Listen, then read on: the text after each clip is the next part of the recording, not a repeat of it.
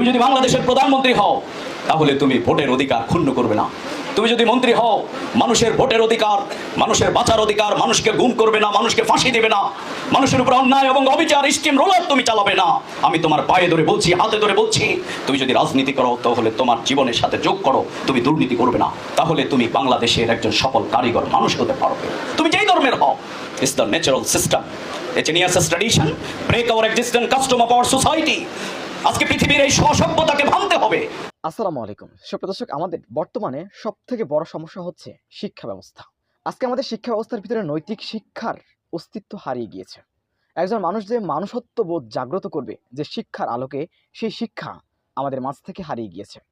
আপনি যদি একটু লক্ষ্য করেন বাংলাদেশের শিক্ষা ব্যবস্থার যে অবস্থা, তাহলে আপনারা বুঝতে পারবেন বাংলাদেশের নৈতিক শিক্ষা অর্থাৎ একজন মানুষকে প্রকৃত মানুষ রূপে গড়ে তোলার যে শিক্ষা বিলুপ্ত প্রায়। আর যার কারণে বাংলাদেশের দুর্নীতি, গুম খুন, হত্যা, অনাচার এত বেশি বৃদ্ধি পেয়েছে। সুপ্রদর্শক, মেধাবী প্রজন্ম যেদিকে যাবে সেই দেশটি, সেই জাতি সেদিকে যাবে।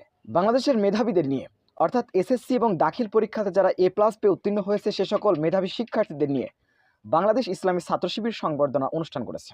ঢাকা মহানগরী পশ্চিম শাখা এই অনুষ্ঠান আয়োজন করে। সেখানে উপস্থিত ছিলেন ইসলামী ছাত্র শিবিরের সাবেক কেন্দ্র সভাপতি, বর্তমান জামাত নেতা ডক্টর রেজাউল করিম। এ সময় তিনি মেধাবী শিক্ষার্থীদের বোঝানোর চেষ্টা করেছেন ইংলিশ, গণিত, ফিজিক্স, কেমিস্ট্রির ভিতরে মানুষত্ববোধের জাগ্রত করা সেই শিক্ষা নেই। সেই শিক্ষা একমাত্র পবিত্র কোরআন দিয়েছে। অতএব আমি ইঞ্জিনিয়ার হই, ডাক্তার হই বা যা হই না কেন, আমি যেন এই কোরআন থেকে শিক্ষা নিয়ে জীবন যাপন করতে পারি। সুপ্রদর্শক, এজন্য তিনি বিশেষভাবে তাগিদ দিয়েছেন। চলুন আমরা তার মুখ থেকে বিস্তারিত। আমাদের যদি এই দুটি চক্ষু না থাকতো তাহলে আমরা বুঝতে পারতাম আমরা পৃথিবীর কত নিয়ামত থেকে আমরা বঞ্চিত হতাম।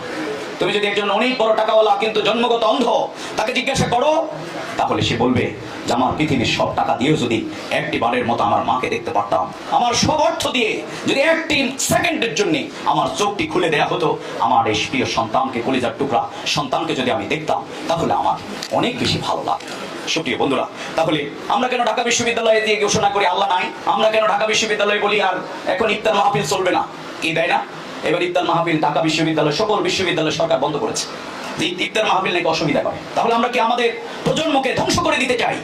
বলা হয়েছে if you send them 3 hours read, write and arithmetical but you leave for us if you will correct for scholarity। আপনার সন্তানকে যদি 3টি জিনিস আপনি শিক্ষা দেন, আপনি যদি তাকে গণিত শিক্ষা দেন, আপনি যদি তাকে বিজ্ঞান শিক্ষা দেন, আপনি যদি তাকে ইংরেজি শিক্ষা দেন, কিন্তু তার সাথে চতুর্থ জিনিস যদি সংযুক্ত না হয়, religion, if you will get rascality, তার থেকে অসভ্যতা ছাড়া আর কিছুই পাওয়া যাবে না। কারণ আমার কেমিস্ট্রি আমাকে বাবা মাকে কিভাবে রেসপেক্ট করতে হবে এটা শেখায় না। আমার ফিজিক্সে নেই কোন জিনিসের সাথে কোন জিনিস মিললে আমার স্ত্রী, আমার সন্তান, আমার বড়কে রেসপেক্ট করতে হবে, এটা আমার সায়েন্সে নেই, এটা আমার ইংলিশে নেই, এটা আমার বিজ্ঞানে নেই, এটা আছে হচ্ছে আমার মহাগ্রন্থ আল কোরআনে। ওয়াকাদা রাব্বুকা আল্লা তা'বুদু ইল্লা ইয়াহু ওয়া বিল ওয়ালিদাইনি ইহসানা ইম্মা ইয়াবলুগান্না ইনদাকাল কিবরা আহাদুহুমা আও কিলাহুমা ফালা তাকুল লাহুমা উফফিন। তুমি কি হবে আমি জানতে চাই না। You want to be a doctor? You want to be an engineer? তুমি কি ভাইস চ্যান্সেলর হবে? তুমি কি বিজ্ঞানী হবে? তুমি কি বাংলাদেশের প্রধানমন্ত্রী হবে? তুমি কি বাংলাদেশের প্রেসিডেন্ট হবে? আমি তোমার কাছে ভাই এটি জানতে চাই না, বোন আমি এটি শুনতে চাই না। যা হও তুমি তার সাথে তোমার যুদ্ধ করতে হবে, তোমাকে অনেস্ট হইতে হবে। তোমরা কি রাজি আছো? You want to be a honest leader, politician, scientist, historical? তুমি যা হও তার সাথে our needs and condition আমরা তোমার কাছে চাই তুমি একজন ভালো বিজ্ঞানী হবে, আল রাজির মতো, ইবনে সিনার মতো, হায়সামের মতো, ইবনে খালদুনের মতো। আমি বলবো তুমি যদি ভাইস চ্যান্সেলর হও তুমি সৈয়দ আলী আশরাফের মতো হবে। তুমি এই জন্য হবে, তিনি বাংলাদেশের 3টি বিশ্ববিদ্যালয়ের ভাইস চ্যান্সেলর ছিলেন, এটা হিস্ট্রি। কিন্তু তিনি তার মৃত্যুর সময় বলেছিলেন আমি পৃথিবীর সব পড়েছিলাম কিন্তু আমি মহাগ্রন্থ আল কোরআন পড়ে বুঝলাম যে আমি আসলে কিছুই শিখিনি। তুমি যদি বাংলাদেশের প্রধানমন্ত্রী হও তাহলে তুমি ভোটের অধিকার ক্ষুণ্ণ করবে না। তুমি যদি মন্ত্রী হও, মানুষের ভোটের অধিকার, মানুষের বাঁচার অধিকার, মানুষকে গুম করবে না, মানুষকে ফাঁসি দেবে না, মানুষের উপর অন্যায় এবং অবিচার স্টিম রোলার তুমি চালাবে না। আমি তোমার পায়ে ধরে বলছি, হাতে ধরে বলছি, তুমি যদি রাজনীতি করো তাহলে তোমার জীবনের সাথে যোগ করো, তুমি দুর্নীতি করবে না, তাহলে তুমি বাংলাদেশের একজন সফল কারিগর মানুষ হতে পারবে।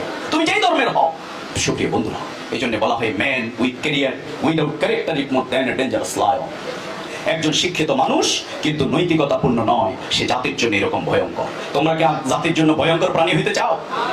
তাহলে সুপ্রিয় বন্ধুরা, it's the natural system, A genius tradition break our existing custom of our society. আজকে পৃথিবীর এই সভ্যতাকে ভাঙতে হবে। সুপ্রদর্শক, জামাত নেতা ডক্টর রেজাউল করিমের এই বক্তব্যটি আপনারা কিভাবে দেখছেন? অবশ্যই আপনাদের মূল্যবান মন্তব্য কমেন্ট বক্সে জানাবেন।